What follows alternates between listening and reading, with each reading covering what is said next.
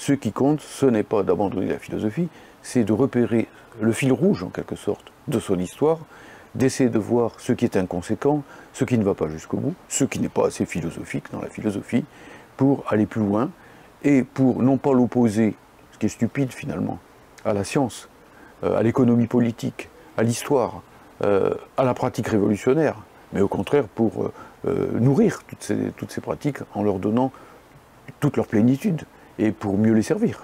Non pas pour faire en sorte que la phrase de Marx ne soit pas comprise de manière stupide. Les philosophes n'ont fait qu'interpréter le monde, il s'agit de le transformer, ce qui signifierait, bon, arrêtons de penser, agissons. Mais qu'est-ce que c'est qu'une action qui ne pense pas? Qu'est-ce que c'est qu'une action qui n'est pas claire sur les tenants et les aboutissants, sur ce qu'elle veut, sur ce qu'elle cherche en dernier lieu, et ainsi de suite, sur ses finalités globales?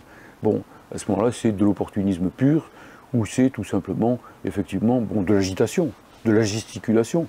Si je lève 4 fois les bras, que je saute sur place en criant ouba ouba, comme le marsupilami dans les textes de mon enfance, je n'agis pas. Ce n'est pas une action. Je remue sur place. C'est du bougisme. Et même le bougisme, c'est encore une sorte d'idéologie. C'est l'idée, il faut que ça bouge, il faut que ça bouge. Vous voyez bien que c'est stupide si on dit des choses comme ça.